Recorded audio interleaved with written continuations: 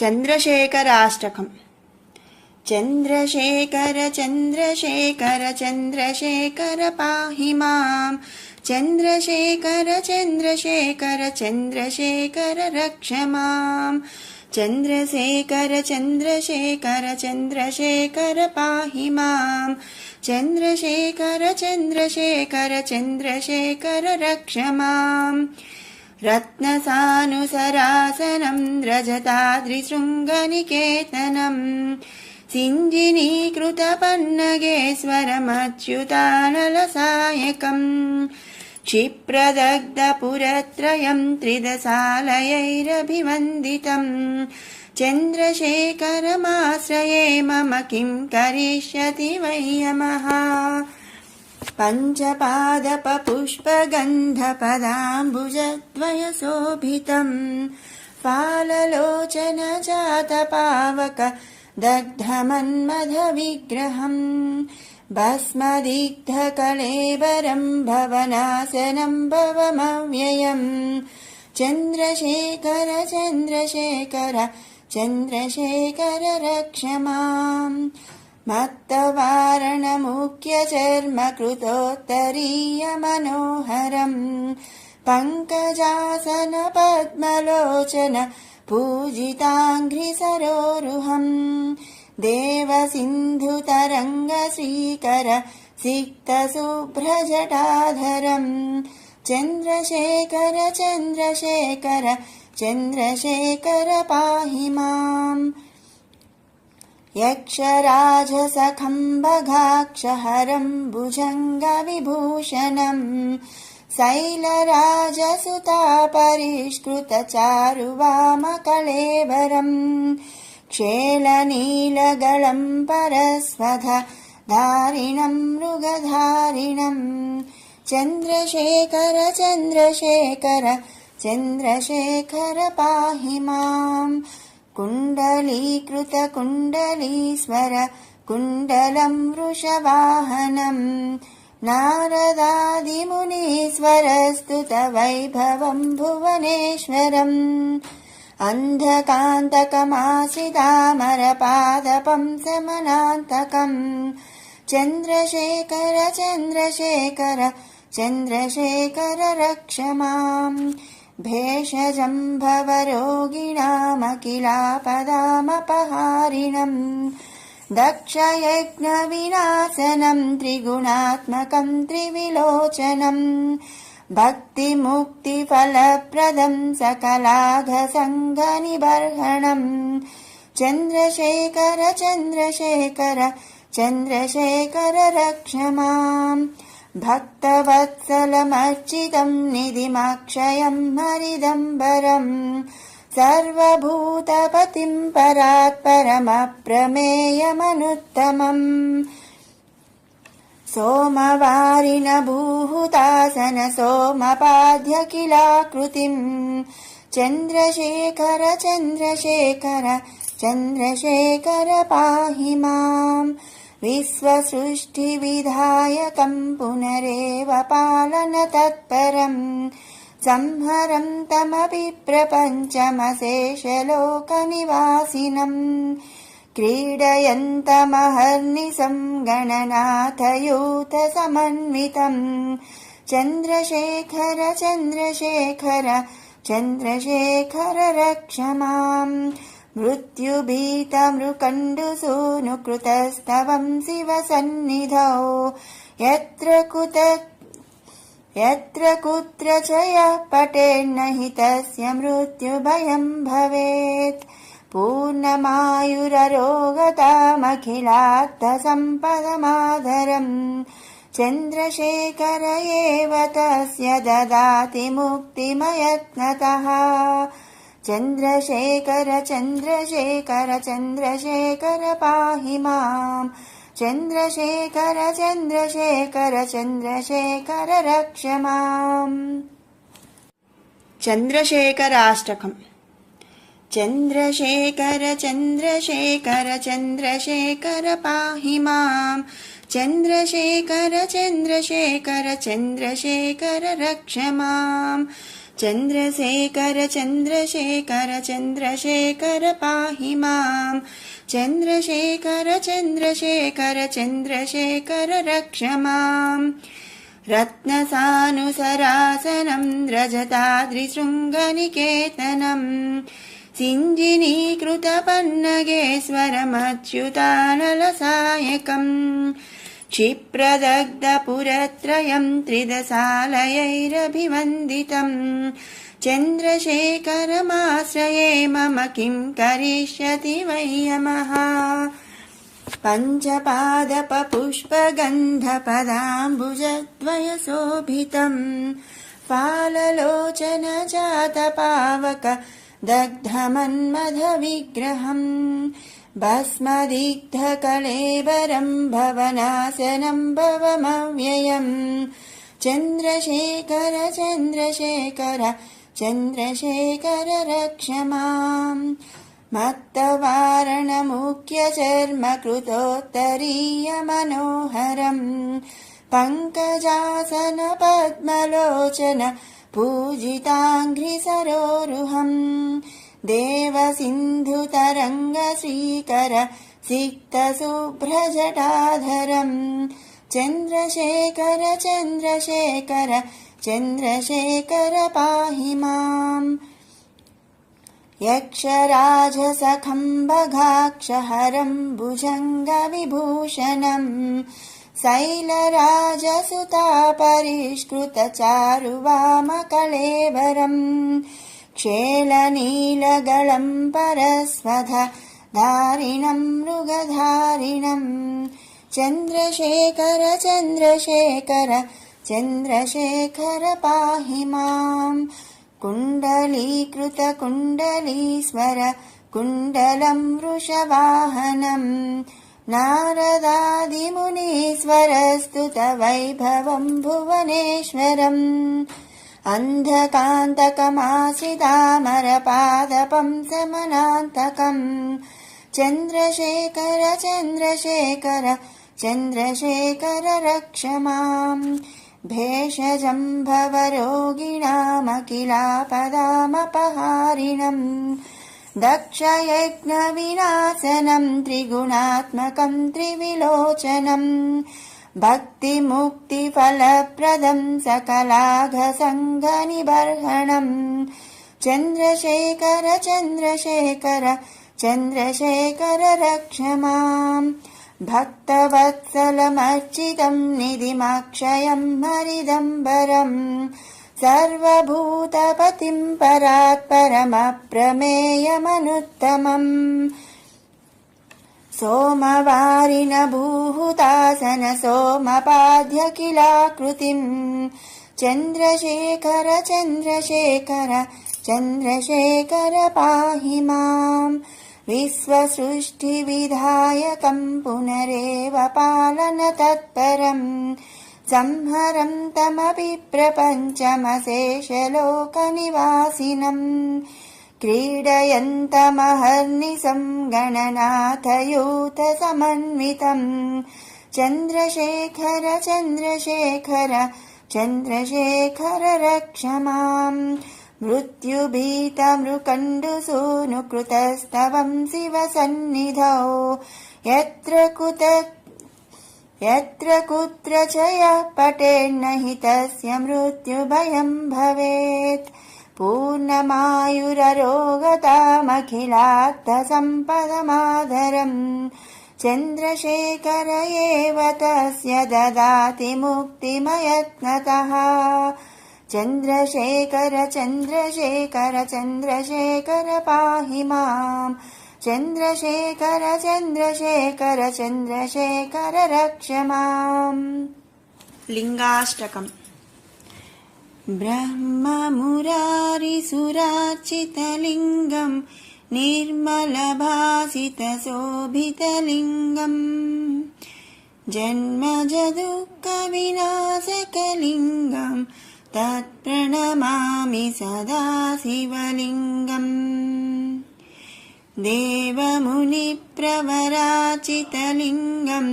कामदहनकरुणाकरलिङ्गम् रावणदर्पविनाशनलिङ्गं तत्प्रणमामि सदा शिवलिङ्गम् सर्वसुगन्धसुलेपितलिङ्गं बुद्धिविवर्धनकारणलिङ्गम् सिद्धसुरासुरवन्दितलिङ्गं तत्प्रणमामि सदा शिवलिङ्गम्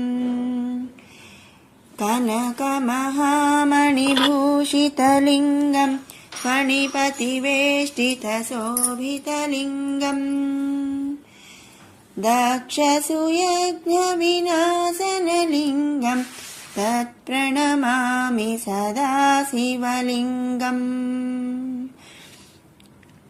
कुङ्कुमचन्दनलेपितलिङ्गं पङ्कजहारसुशोभितलिङ्गम् सञ्चितपापविनाशनलिङ्गं तत्प्रणमामि सदा शिवलिङ्गम् देवगणार्चितसेवितलिङ्गं भावैर्भक्तिभिरेव च लिङ्गम् दिनकरकोटिप्रभाकरलिङ्गं तत्प्रणमामि सदा शिवलिङ्गम् अष्टदलोपरिवेष्टितलिङ्गं सर्वसमुद्भवकारणलिङ्गम्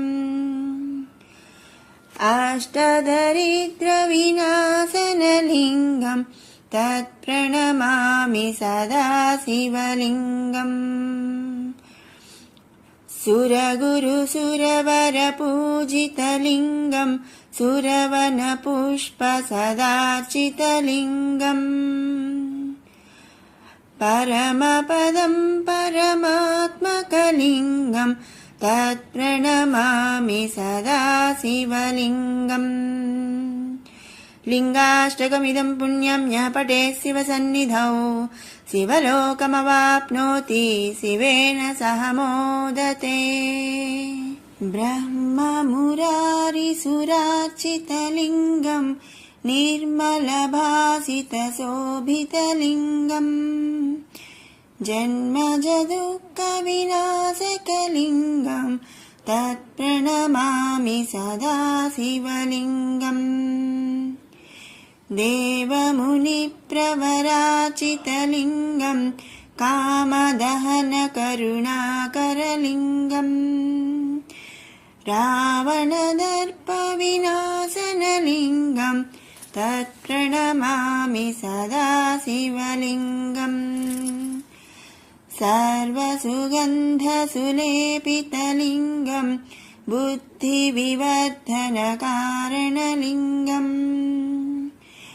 सिद्धसुरासुरवन्दितलिङ्गं तत्प्रणमामि सदा शिवलिङ्गम् कनकमहामणिभूषितलिङ्गं फणिपतिवेष्टितशोभितलिङ्गम् दक्षसुयज्ञविनाशनलिङ्गं तत्प्रणमामि सदा शिवलिङ्गम् कुङ्कुमचन्दनलेपितलिङ्गं पङ्कजहारसुशोभितलिङ्गम् सञ्चितपापविनाशनलिङ्गं तत्प्रणमामि सदा शिवलिङ्गम् देवगणार्चितसेवितलिङ्गं भावैर्भक्तिभिरेव च लिङ्गम् दिनकरकोटिप्रभाकरलिङ्गं तत्प्रणमामि सदा शिवलिङ्गम् अष्टदलोपरिवेष्टितलिङ्गं सर्वसमुद्भवकारणलिङ्गम् अष्टदरिद्रविनाशनलिङ्गं तत्प्रणमामि सदा शिवलिङ्गम् सुरगुरुसुरवरपूजितलिङ्गम् सुरवनपुष्पसदार्चितलिङ्गम् परमपदम् परमात्मकलिङ्गम् तत्प्रणमामि सदा शिवलिङ्गम् लिङ्गाष्टकमिदं पुण्यं यः पठेत् शिवसन्निधौ शिवलोकमवाप्नोति शिवेन सह मोदते। कालभैरवाष्टकम् देवराजसेव्यमान पावनाङ्घ्रिपङ्कजम् व्यालयज्ञसूत्रमिन्दुशेखरम् कृपाकरम् नारदादियोगिवृन्दवन्दितम् दिगम्बरम् काशिकापुराधिनाथ कालभैरवम् भजे। भानुकोटिभास्वरम् भवद्दितारकम् परम् नीलकण्ठमीप्सितार्थदायकम् त्रिलोचनम् कालकालमम्बुजाक्षमक्षशूलमक्षरम् काशिकापुराधिनाथ कालभैरवम् भजे। शूलटङ्कपाशदण्डपाणिमादिकारणम् श्यामकायमादिदेवमक्षरम् निरामयम् भीमविक्रमम् प्रभुम् विचित्रताण्डवप्रियम् काशिकापुराधिनाथ कालभैरवम् भजे। भुक्तिमुक्तिदायकम् प्रशस्तचारुविग्रहम् भक्तवत्सलम् स्थिरम् समस्तलोकविग्रहम् निक्वणन्मनोग्रहेम किङ्किणीलसत्कटिम् काशिकापुराधिनाथ कैलभैरवम् भजे। धर्मसेतुपालकम् त्वधर्ममार्गनाशकम् कर्मपाशमोचकम् सुसर्मदायकम् विभुम् स्वर्णवर्णकेशपाशशोभिताङ्गमण्डलम् काशिकापुराधिनाथ कालभैरवम् भजे। रत्नपादुका प्रभाभिरामपादयुग्मकम् नित्यमद्वितीयमिष्टदैवतम् निरञ्जनम् मृत्युदर्पणासनम् कराळदम् च मोक्षणम् काशिकापुराधिनाथ कालभैरवम् भजे। अट्टहासभिन्नपद्मजाण्डकोशसन्ततिम् दृष्टिपातनष्टपापजालमुग्रशासनम् अष्टसिद्धिदायकम् कपालमालिकाधरम् काशिकापुराधिनाथ कालभैरवम् भजे। भूतसङ्घनायकम् विशालकीर्तिदायकम् काशीवासिलोकपुण्यपापशोधकम् विभुम् नीतिमार्गकोविदम् पुरातनम् जगत्पतिम् काशिकापुराधिनाथ कालभैरवम् भजे। कालभैरवाष्टकम् पठन्ति ये मनोहरम् ज्ञानमुक्तिसाधकम् विचित्रपुण्यवर्धनम् शोकमोहलोभदैन्यकोपतापनाशनम् ते प्रयान्ति कालभैरवाङ्घ्रिसन्निधिम् ध्रुवम् इति श्रीमच्छङ्कराचार्य विरचितम् श्रीकालभैरवाष्टकम् सम्पूर्णम्। देवराजसेव्यमान पावनाङ्घ्रिपङ्कजम् व्यालयज्ञसूत्रमिन्दुशेखरम् कृपाकरम् नारदादियोगिवृन्दवन्दितम् दिगम्बरम् काशिकापुराधिनाथ कालभैरवम् भजे। भानुकोटिभास्वरम् भवद्दितारकम् परम् नीलकण्ठमीप्सितार्थदायकम् त्रिलोचनम् कालकालमम्बुजाक्षमक्षशूलमक्षरम् काशिकापुराधिनाथ कालभैरवम् भजे। शूलटङ्कपाशदण्डपाणिमादिकारणम् श्यामकायमादिदेवमक्षरम् निरामयम् भीमविक्रमम् प्रभुम् विचित्रताण्डवप्रियम् काशिकापुराधिनाथ कालभैरवम् भजे। भुक्तिमुक्तिदायकम् प्रशस्तचारुविग्रहम् भक्तवत्सलम् स्थिरम् समस्तलोकविग्रहम् निक्वणन्मनोग्रहेम किङ्किणीलसत्कटिम् काशिकापुराधिनाथ कैलभैरवम् भजे। धर्मसेतुपालकम् त्वधर्ममार्गनाशकम् कर्मपाशमोचकम् सुसर्मदायकम् विभुम् स्वर्णवर्णकेशपाशशोभिताङ्गमण्डलम् काशिकापुराधिनाथ कालभैरवम् भजे। रत्नपादुका प्रभाभिरामपादयुग्मकम् नित्यमद्वितीयमिष्टदैवतम् निरञ्जनम् मृत्युदर्पणासनम् कराळदम् च मोक्षणम् काशिकापुराधिनाथ कालभैरवम् भजे। अट्टहासभिन्नपद्मजाण्डकोशसन्ततिम् दृष्टिपातनष्टपापजालमुग्रशासनम् अष्टसिद्धिदायकं कपालमालिकाधरं काशिकापुराधिनाथकालभैरवं भजे भूतसङ्घनायकं विशालकीर्तिदायकं काशीवासिलोकपुण्यपापशोधकं विभुं नीतिमार्गकोविदं पुरातनं जगत्पतिं काशिकापुराधिनाथकालभैरवं भजे कालभैरवाष्टकं पठन्ति ये मनोहरं ज्ञानमुक्तिसाधकं विचित्रपुण्यवर्धनं शोकमोहलोभदैन्यकोपतापनाशनं ते प्रयान्ति कालभैरवाङ्घ्रिसन्निधिं ध्रुवम् इति श्रीमच्छङ्कराचार्यविरचितं श्रीकालभैरवाष्टकं सम्पूर्णम्।